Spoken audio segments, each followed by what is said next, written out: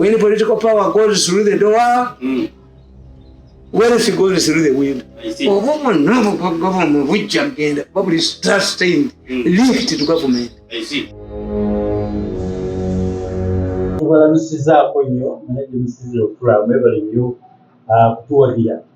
Nemutabani wa Mole n'amatoki mirundi Joseph Chamali mirundi muzee je balikose gali eggwanga litawanya ate eggwanga libatawanya lwansonga temumanyi kubala mazima nze sikubangako mmisi mukintu wala omusajja yamunyabonya naye ngalowooza ndi mufukamirirako ne mubala emyaka 10 bajja mukubaba mujoono n'obujozi bwe namubala obwavu bututawanya obala okubi abantu bonna one time the group that you have stepped on will gang up against you bwe mujozo ne munirako basigaddewo kuba temubasse kakati mulina kudduka alternative ya kudduka kubanga balowooza nti bo be balina okukwata pawa kawe balemi andi nkubuulire mufuuka ba orphans ba old regime kakati ate baekibafuye kibakozesa obubi the family ya Museveni return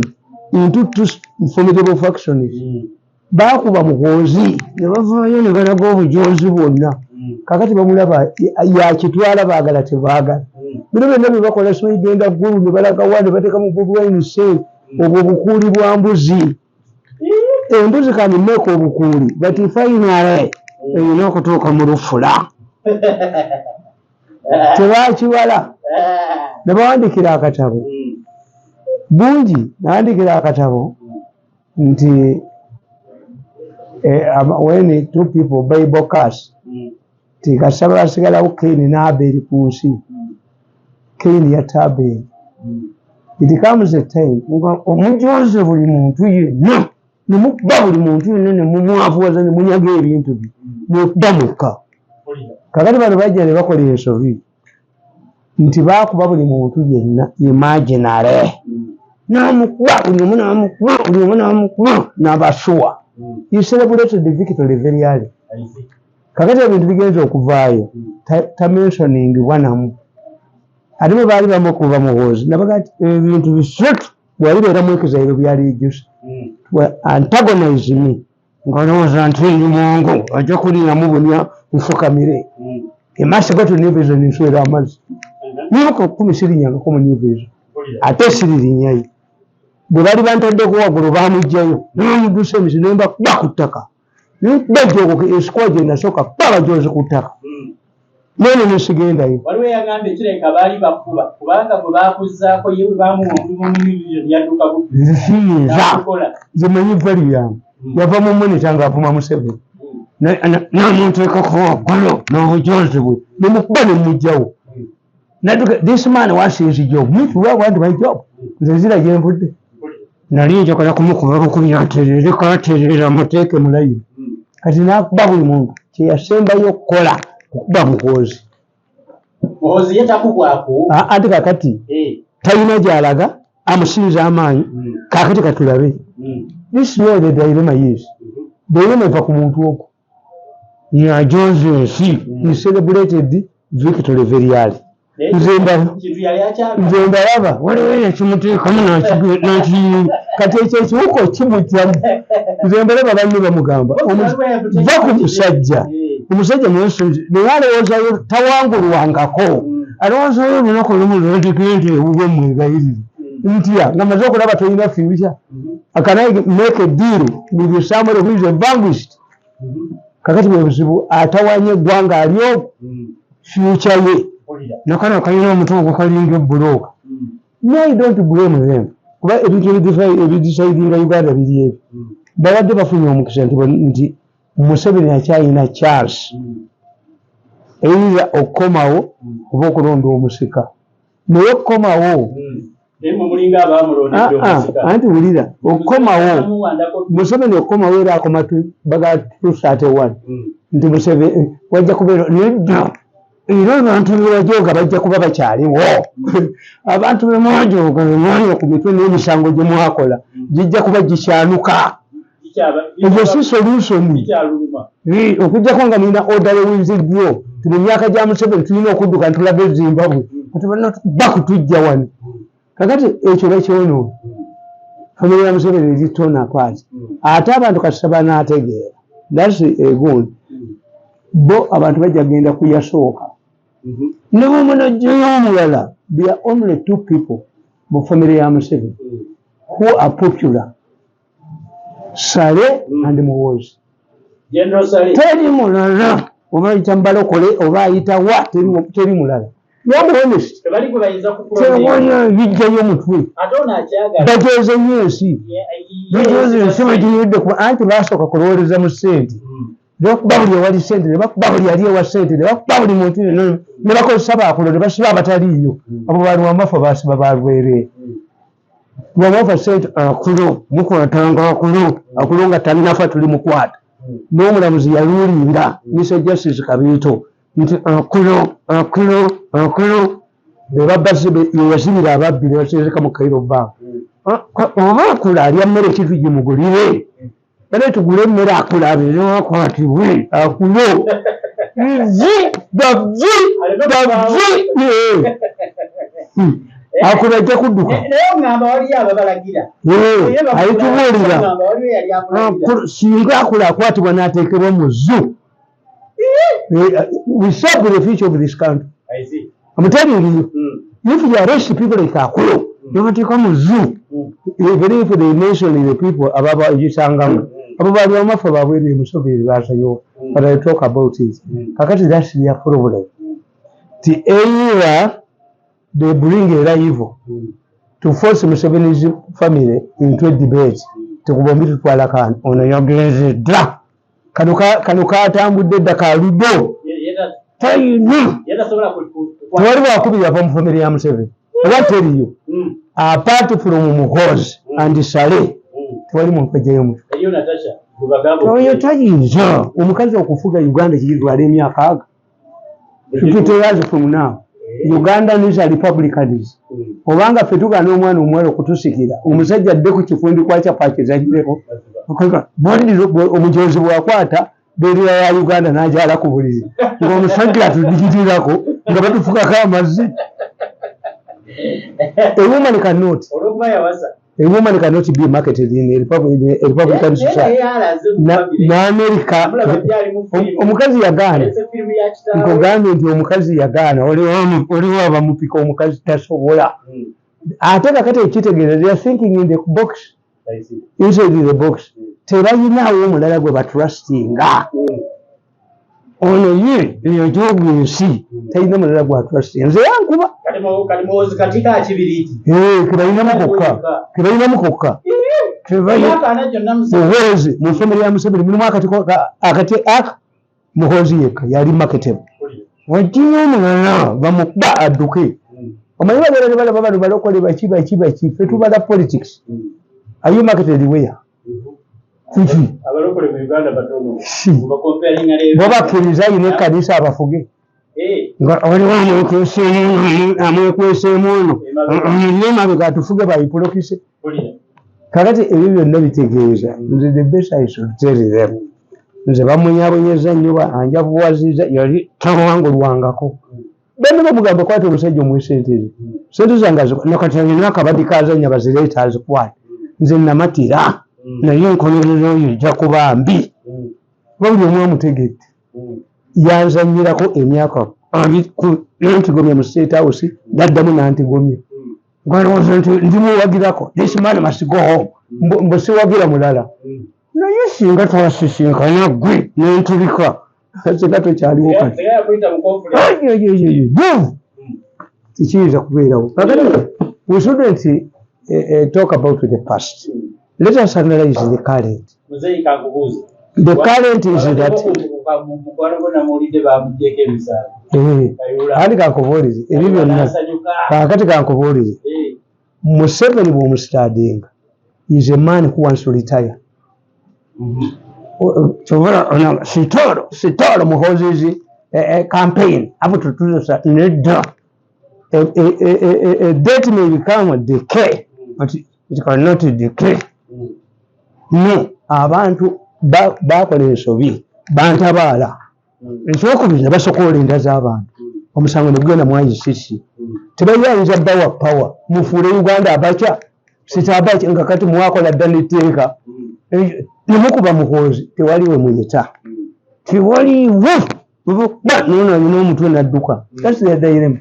If we are choosing a president, a successor to Museveni, nga temuliimu batya misango egyo naki nti bali bavunaana ejjoogo lirabo singa tuli bulungi famire ya Museveni singa eri united kuba baalitegedde nti Bobi Wine bwajja atuleetera obuzibu tunywerere ku ono ki naye noono bamukubamu kati bw'okuba oluggi ne luteggula ng'oli mubbi olina okutema walina okutema ezimbabwe lwalina okutema yeyeekwasanza yajooga abantu bangi because obusika bwa pulezidenti buluddewo nnyo n'ajooga ensi yonna n'agijooga abantu basitepinzeeko bangi nnyo izotulono nemi nza munyabuyeza n'akola kingalowooza nti ndimuwagirako yadde essaawa yadde eddakiika tekiribeerawo is blocking my money nakati alina obubadi bwazanyi mulaba ku byuma byange everyday and I want to tell the professor don't allow this money to delay you. You shouldn't believe in money for what? I've lost. I don't know kintu kyange kyonna sikyalina kyomwagalamu mwagala kumulabako kabanga lyobanga adduka ejjoogo lyonna nga limuwedde mu mutwe ebyo nasaba ewaffe mulabeko kabanga linga tikangavaddeko kakati alwana yekka is fight. Olunaku lwolabanga Mwenda nga abadduseeko Mwenda le naawe nabaga nti what was not highlighted muhoozi bwe yagenda wa speaker Mwenda yali naye Mwenda wanted to demonstrate to those people nti ye yabakola ki abalala balina gundi balina basokoola enda tebasobola kujoyini tubakuba obutambi ne badduka kakati gurupu yaabwe yonna terina muntu gwesobola kusponsoringa they have a lot of money but they cannot sponsor. Maybe this is why Baba Natasha. They can rally behind Natasha. Ante ayitawa. Auntie is not marketable. Bamulabakwana mwekibisemu. Bamulabaka mwekibisemu atidde okujjayo omutwe. Tayina wayita. Honestly, Natasha shouldn't waste her time. She's young and should concentrate on charity and other things. Politics will be humiliated. Ekyo takikola she will be humiliated. Gwe mu bintu byonna era family era yekola ne video ne firimu ya gundi ya president and you see what if the family pronounces itself the candidate waffe yoni kuba Museveni has already demonstrated kasi embaga omukolo gw'embaga gwatulaze yabaddewo yadde emperekeze yabadde ki Natasha yabadde ki yes politics have symbolism. Museveni demonstrated that his family was united. Kati whoever comes out to kuba bukubi ku mutwe tumukuba n'adduka tutegeera ennyumba erimu wango abantu bakuba wango abantu bonna bakuba wango abantu bakuba wango abantu ba Uganda bakuba mulala bakuba wango balina wango gwe bakuba yajoze emyaka n'emyaka ajoze buli anti ya celebrating people very quickly n'antagonizing buli omu n'ogoba n'ekyobe n'akumuliyateka kadaka n'ajjako olubumba n'ajja kati all of these people ganging up against him. Nedda kiri kye wabuuliza kikulu nnyo nti I'm seeing Museveni retiring era kyobulaba bano bagamba Museveni akomewo oyo haja temukkiriza atuyamba abazzukulu batuyamba ekintu kimu Museveni tagenda nga kyonziira no kiringa bwogoba omukazi we waka gw'omaze naye ebbanga yalina okubayo omulamu wo aga nti bannange n'amuwolereza bw'obanga bafiiriddwa alina okuba ne mulamu we akola ki agenda naye ewaabwe naye bw'abulako mulamu we gwagenda naye ewaabwe baga nti owa family yonna yali yakukyawa so the bazzukulu are good people but my problem is that they are not properly funded. Abazzukulu batuyamba nti Museveni tagenda nga ki ate batuteerawo doubt agenda oba takola ki but for me let me analyze for you nti I'm seeing Museveni retiring. Omukulembeze agenda okulitayalinga aconcentrating ku bintu bibiri izekeddeshi omusikaawo negye bali kuziika. If somebody is going to die, you think about where you'll be buried. Am I going to be exhumed? Aliyo ligase. Omusika gwendekawo alitunda ebintu byange, alikuuma erinnya lyange, biba bibiri. Kati n'omukulembeze agenda okulitaya lino anoonya ligase. Ensi egenda kunzijukirako ki? Kakati Museveni yalwana n'Abaganda mu Luweero n'abasanga nga tebasoboka.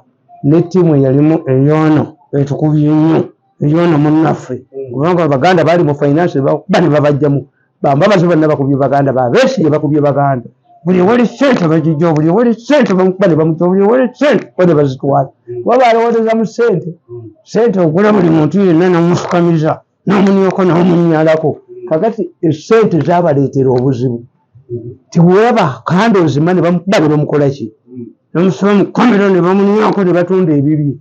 Ate kakati kubuulira Museveni retirement ye Abaganda abazimbidde ekizimbe kya myaliriro 54 ate n'atayita mu Kabaka would claim it. It is an agreement between the Kabaka yagenze nono afukula bamukubye bamujjamu afukula yali kyesimbyeko toteeseza n'akalambala afukula yagwa ddaddayi yayingira olutalo lwa Museveni n'agwa ddayi mu ssente z'emmwanyi n'aleeta ne Chief Justice n'agwa ddayi afukula yagwa ddayi ku luno embizi yafukula ku malaalo yajjayo mumbagumba embizi yafukula ku malaalo embizi ku luno yafukula ku malaalo yajjayo mumbagumba kakati Museveni bw'azimba a 54 building ku bataka buli Muganda abaamumaze because every Muganda belongs to ekika bw'abawo wa minister toyinza garanti nga tewalibeerayo lisafu no ekyo tekituuka ku Muganda era nze I always tell people nti okungulira omwenge kuba sinywa mungi naye bw'oli bwakwata ssente n'azikuwa n'abaana babulirako enkota y'ettooke.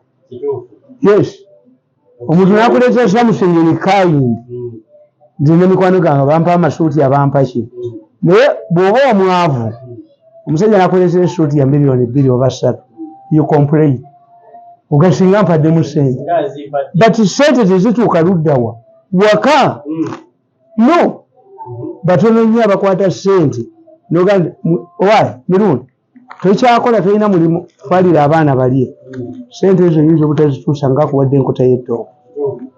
Kakati Museveni azimbidde a 54-story building for bataka of Buganda which means every Muganda is accommodated. Buli Muganda yabye olumbe balireetawa bakulu baabika ono omufukuzi yaleeta ne portraits za Kabaka n'eza Nabagere ssente nnyo ziri omulenzi gwe naye omulenzi afeeze paka Allah lwamutukubidde namukuba ku ttaka ate Allah lwakuba obuwanvu bw'otumbidde yenkuba kuba mungokka wansi bamukubye n'aleeta bamulika n'aleeta bassemwogezi n'aleeta ku luno tojja zifubulako abataka kakaabukedde ako kakafirifiri kebakozesa abataka batabuse ettaka lirimu ki no challenge Museveni gyalina yokka eryeki if that building does not take off era myamusuggesting kasita Museveni ekizimbe ekyo kigano kubanga ono ekyo kisonsekamu ababbi ba seminti ababbanga seminti wa Kabaka ababbi bamanyiddwa bali Mmengo bazimba n'amayumba e Lubaka oyo ne musonsekamu oyo omubbi wa seminti oyo tikijja kukola seminti bajja mubbanga ekiro naye oyo yabba nakizimbamu ekizimbe e Lubaka abantu bamumanyi bali badduka ng'ensi ekyuse oyo n'adduka e Mmengo alidduka kiro kakati Museveni yalikoze ebintu bibiri. Mayiga yasinzidde, Katikkiro yasinzidde. Embizi gyembadde ngamba efukula efukudde amalaalo yange. Oyo yafukudde amalaalo ku luno yakubye eddayi. Nabbosa Sserugwawo yagenda ozirya. Abataka nabagambye anti kyenkugamba this is what I'm explaining nti Museveni ku luno tatrustinga mulala. There are two companies. Let him get a Chinese company or local. kikolewo mu time ekizimbe kibeerewo omufuko zinga embizi gamuggweko amagezi omufuko kulona embizi yafukudde malaalo. Nze what I can add on is that nti kabaka baali muwaddeko omwaliiro baali gasseeko ekivuga emyaliiro 57 ne gavumenti y'Emmengo kubanga ab'Emmengo tebali honest. Museveni asasula abaami baabwe asasula baminisita noyo Ssaabafukuzi naye bamusasula but he does not reveal it to the population. Akangabala singa mutaka n'akangabala nga mutaka naye omwaka guno Katonda agunkoledde buli gwe nalagula yenna kuddimwa buli gwe nalagula yenna buli gwe nalagula yenna kuddimwa buli gwe nalagula yenna nti mufukozi ajja kuba buli mufukozi akubiddwa oyo sente za mwanyi ze zamugu ne Kasibo Katikkiro ali Germany ku mwanyi bazibateze n'alyoka adduka emisinde nja mukuba akatambi nga ayogera gundi abamulagira okukyaza Ssaabalamuzi mukuba akatambi adduka naye obutambi bwe buba kubawa waliwo yamulagira alaga amaanyi Emmengo tina Emmengo gyali kendika kuba omulenzi oyo ajja kudduka Emmengo naye obutambi bwange embeera nawe naye ndi musajja mukulu nabano nabagambye nti obutambi bwa organize bwekyabakola obikunteekako kifuba if you had come in humble way naali bubawadde oba naali buteresi oba ndi musajja mukulu kuba manyina mumwira nange osanga mu nsi nina bye nakola naye nga liwo ababisirikidde kubanga nkimanyi nti ekosa religion eyolaba nono alina omutwe. This man does not want us to participate in any future politics of Uganda. This man does not care about our family. Did you care about mine? Waliwo ekisajja kiroyo naye nkeera kuba kino ekikuba akatambi bakikuba bakyasa omutwe kyayimirirawo nekikuba obutambi bubi nekiddusa ente yakyente ente nekigiddusa kyekukumi tekirina na mulimu. But he doesn't care about our families. Did you care about mine? If you cared about mine, mwali munyabonyeza okutuuka wa? You hire service to kill me. You kill my daughter. You batter my son. You target my wife. You poison me. Mwenda buli kaseera ebyenda ne babitagulu. Obusobwe mwampa. Did you care about me? But nze mbasonyiwa. Singa wano talisi kifuba kundeetako kifuba bw'atwala ssente zange singa nabatadda. Kati nkubulira nti Museveni that's one ekikulaga nti agenda. Kifuutu Luweero, he appreciated the role the Baganda played in the struggle, but these are people who cannot be satisfied. What he has done is construct a house that benefits every Muganda. Ekyo kikutegeeza akola ki? Yeetegekera n'onya ligase. Ensi egenda kunzijukirako ki? Ti nze musajja atali Muganda eyaleka nga nzimbidde ki? Abaganda ekizimbe Pope John Paulo ow'olubereberye bwe yatongoza abajulizi e Namugongo mu 69 there was opposition.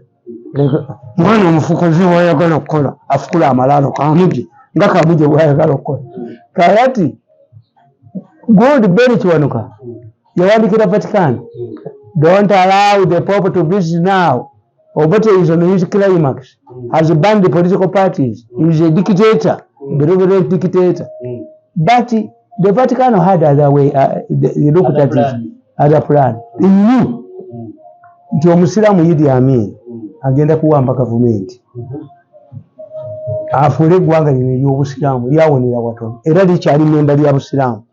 Islamic kiki? Yes, that's why you have the Islamic University anywhere in Uganda. Era kituvanga yekubwa memba bw'amawanga amaki kyaggwa naye ekigo ky'e Namugongo kyasigala one is expanding and has attracted the Anglicans also to invest in theirs. That was neglected. Why? Because of the decision of the Vatican to come with the Pope. Era yakeera yajja n'akiisinga ettaka lya Uganda ng'ategeeza wano ninawo omulandira. Ate ono Papa John Gundi ono owokubiri John Paul bakadde bwe babaziika Kiyindi anti Uganda temukola research. You go to Kiyindi ni Mukono obuze limbo y'aba Poland jjajjawe gye bamuziika Kiyindi. Yes, President omwana wa North Korea, President wa North Korea yazaalibwa wano n'asomera wano primary. gwanga lya mukisa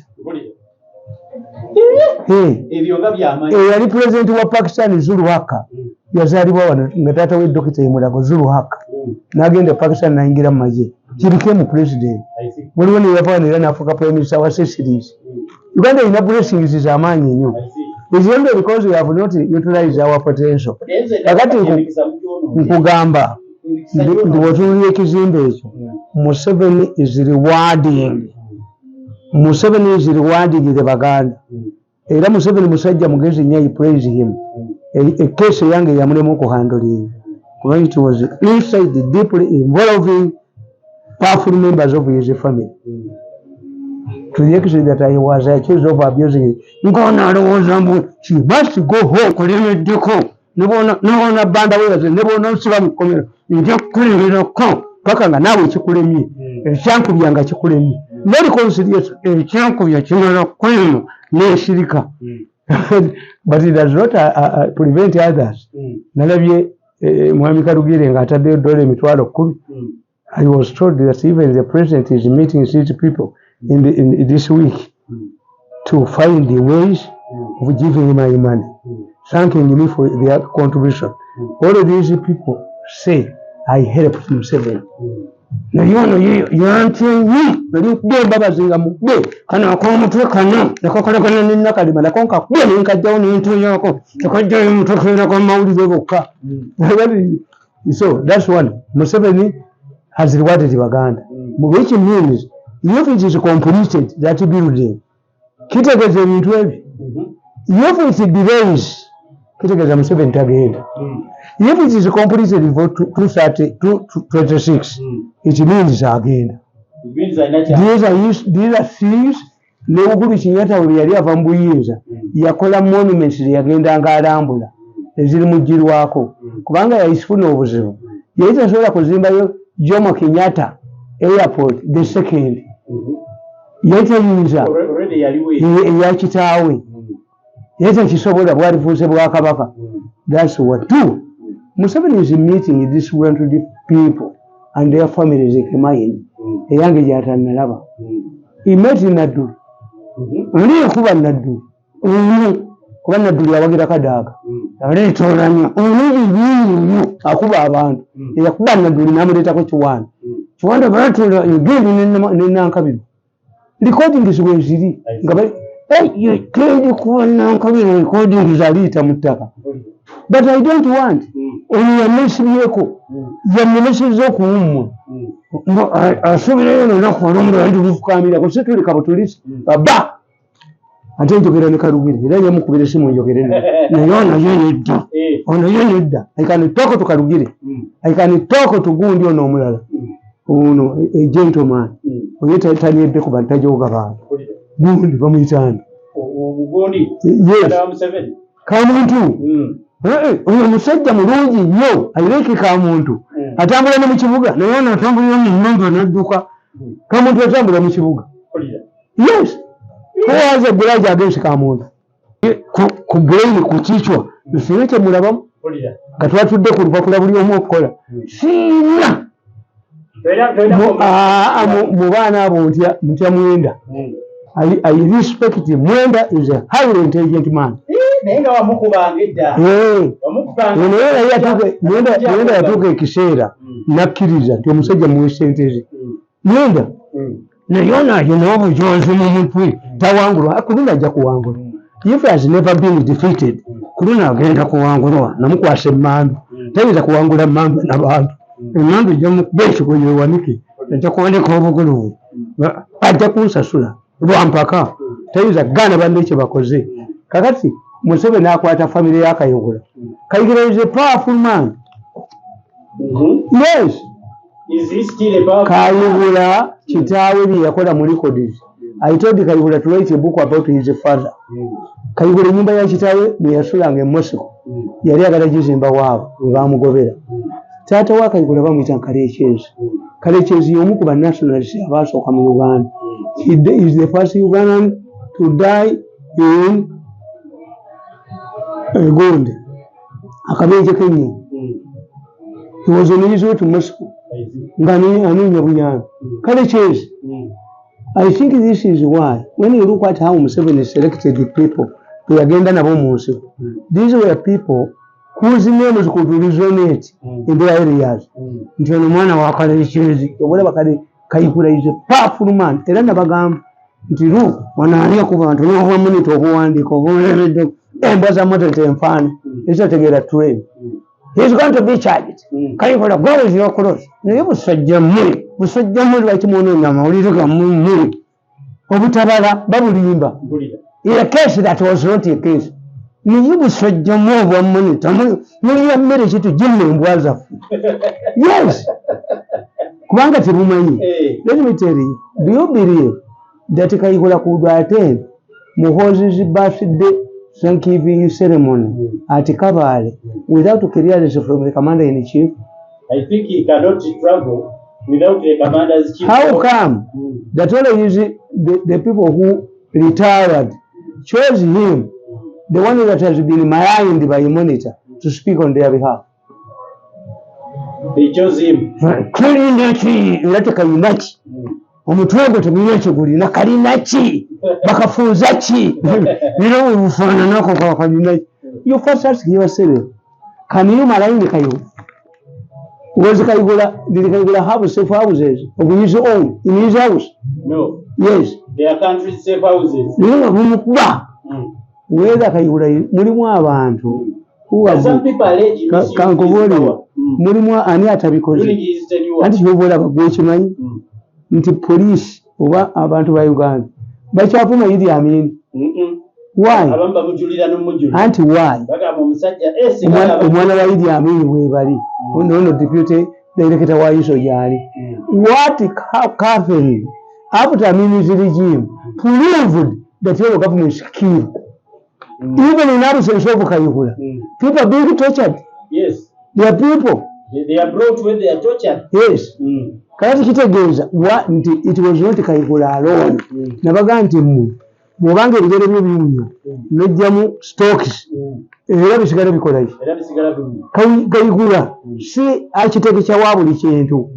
When Idi Amin left nga bamuwangudde mu 79, National State Bureau e Nakasero baja handing over to the museum oba yeyiso y'olwaleero.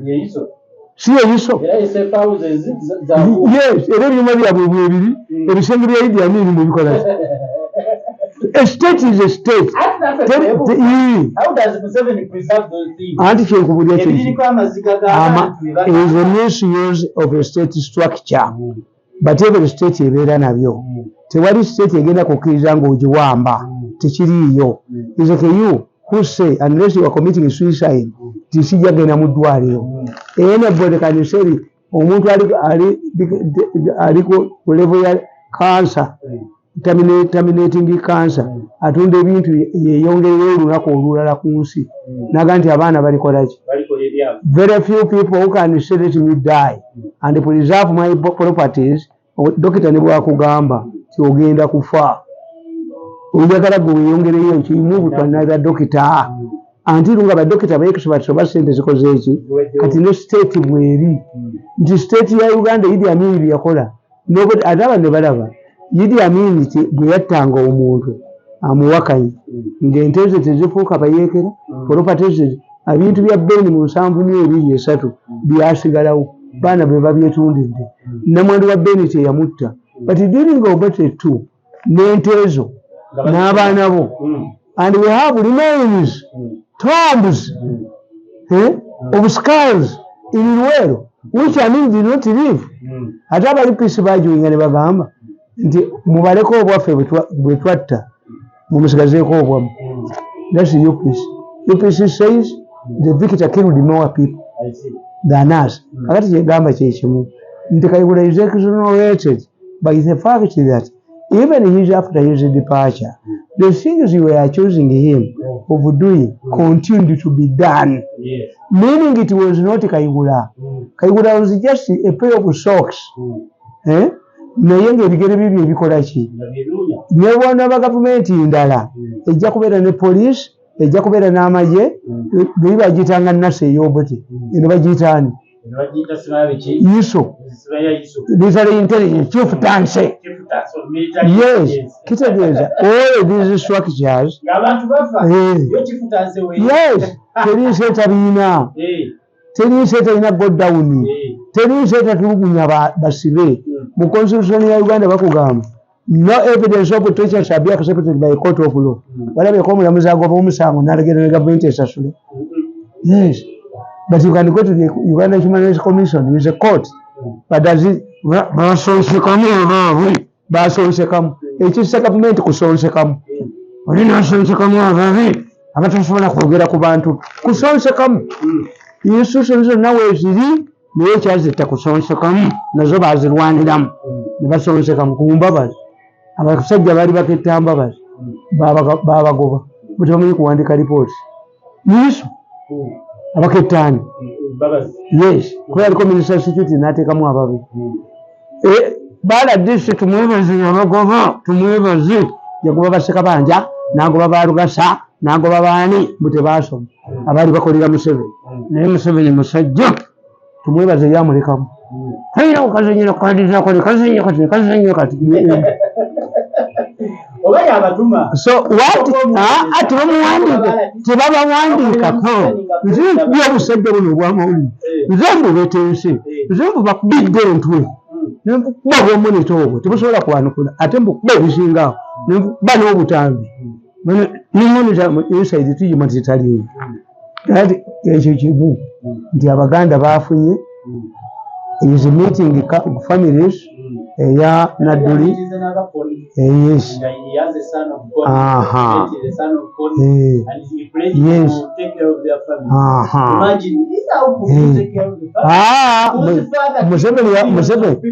Museveni yagulyako negundi nenyina wakonya ennyumba emukono eyo Naloiso yagitwala dda kuba teziri documented. Naloiso yagivubawo nono omukazi mama kyama mamugulira ennyumba eyo nayo teriyo bagivuba dda naye bwe tuliteekawo gavumenti efukula mbira babe badduka ne documented zira because we are documenting for us, we are documenting these things for future government. We are documenting buli muntu eyo kye yakola yenna tumudocumenting.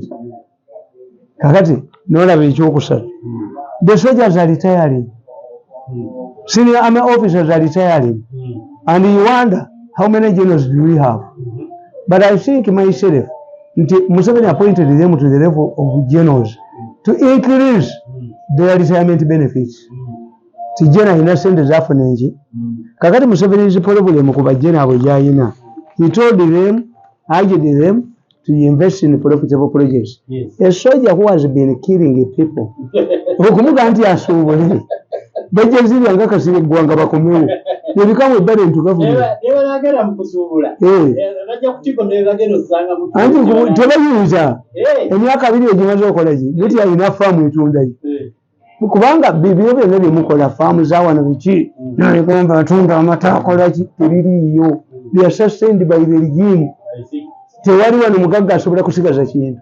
Managing eddagala minisita wa agriculture eddagala lyatwala ku faamu yalijja mu gavumenti bamukuba omukono olabe omwana ekkooti gyabbamu ssente bagiwanike olabe tewali asigaza kintu wano. Ebintu bya anti ku gavumenti they cannot outlive regimes. Anti is one of the reasons why they are panicking. Nti kasaba bagoma ne badduka. And I've written a book preparing for hostile regime. These people must prepare ku bantu be bajonze bonna ensi be bajonze ne babanirako nga tebali mu power kuba bali bamanyi balibeera mu power. Abo bonna bemunyiddeko ennabishi mugenda bateekawo fe bemujonze ne mutwafuwaza ne mutufuula ne mukwata ssente zange bozitwala otwala ssente zange. Waliwo time nange lejja kuba ow'amaanyi empuuta etomera amaato mu nnyanja naye neyeerabira nti ge gali kyoyita ku lukalu bw'obalanga bajoogesi ate tiwali abeera mu pawa nalowooza nti aligivaamu. Oyinza okubeera mu nnyonyi noga nti egwa anti baali babala nyongereyo bongere bajooge bongere batunyeeko. Katonda muzibu enkuba bw'eba etonnya ali muleejaga nti yeeyongereyo naye abali ku street beekuba baga nti erike ffe bibanyeddeko bibatwavuwaza etumenya n'ekikumi n'abaana baffe tebatagaana okusoma tusaba busabi embeera ekyukeko tubalabeko kuva galanda tubalabeko nga badduka vagalanda tulabeko ku muntu anjooze nanfunyanfunya ng'eggongolo mulabeko kwabanga lingaagikanga baddeko ng'embuzi ennume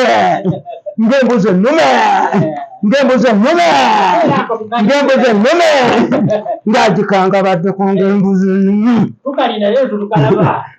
nsaba abalanga Yesu baamulabako naye bino ebikyuka bwe biti gye tugenda tulengerayo amusingira at the end of the tunnel.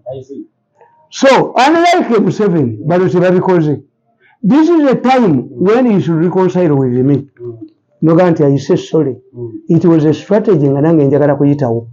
Nali mmanyi nti togenda kumpagira nalina kukuba nekaka tusonyiwagane zaawe ebintu byonna sente oziyina bakuwadde 32 billion biki byammwe ebyo byonna bya bulimba bikonsayiringa n'abantu boonedduka ennaku sigisiimuule naye togisiimuuza lulimi naye babudde nti kwata kasente okunya okunya ku bantu bemuniyeddeko bemuggyeko ebyabwe mwogere nabo nti owaayi kye ensi bwekyo bwe yakola ki bwe yali kubanga nze temwanzitira omwana olwo mwamukuba manyi intimidating I continue hardening kuba nze nelimba manyi nti mu myaka 10 obujozi bwonna wonna bujja kuba bukubiddwa kakati ate Katonda nannyamba ne bafuuyira emmindi ne balumba mukonsa eyo yali mmindi nga ye bali ku mitwe eyo mmindi emisango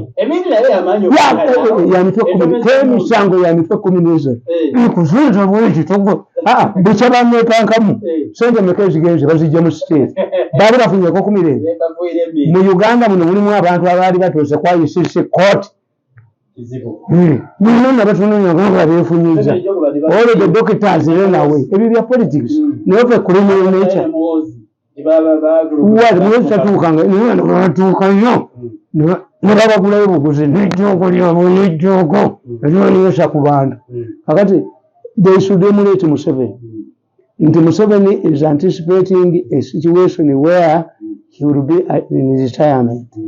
He has reconciled with all of people as you are wondering nti why lwaki Koni yes anti Koni bwamuwadde n'Abaganda n'abawa buli omu alina federo ye ne Kayihura ab'ekisolo ne bakolayo kati ate bano ensobi gye bakola kugamba nti Muhoozi ye yayambye Kayihura kati obulu bwonna bw'obadde olemeza Kayihura niwe bw'omanyi oba butegeera oba obusajja obwo butegeera they have somebody they support.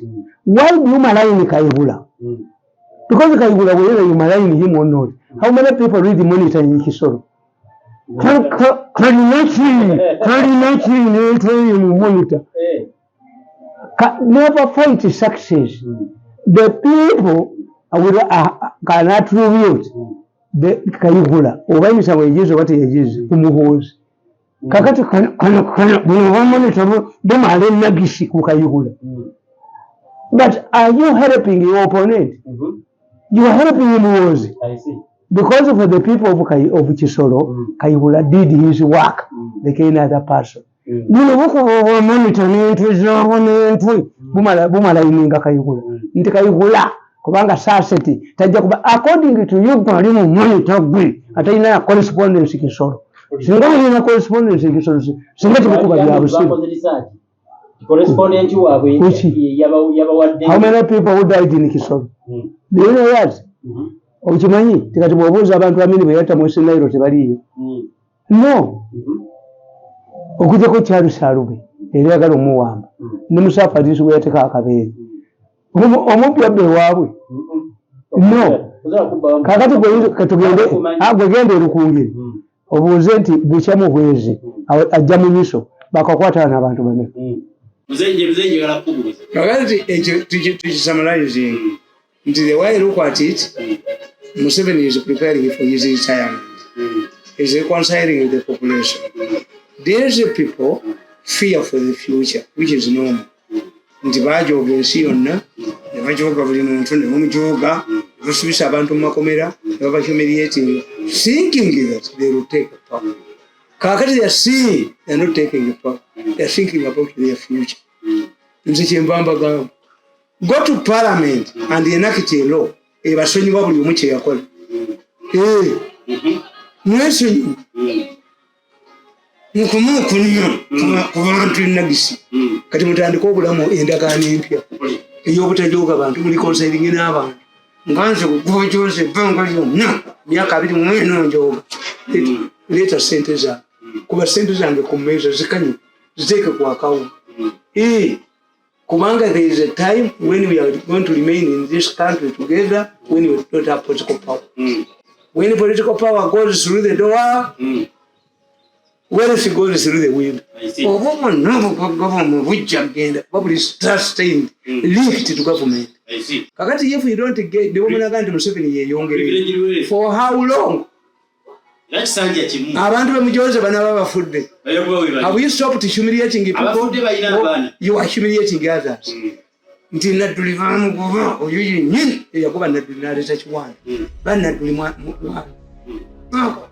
bakadaga weebali walifundiriza nankabirwa mu kkoona nankabirwa n'atomera akamotoka n'atomera endigito bonna weebali ono omutono ajooga ensi agijoze n'akola obugagga. How are you going to protect your wealth? You are young. Obugagga bwogenda bukuumira anti bya omukono mu ministry toliimu ogina kudduka ogenda kokya mukyome gwa. So this is a challenge. That's why I have written a book, How to Survive in a Hostile Government.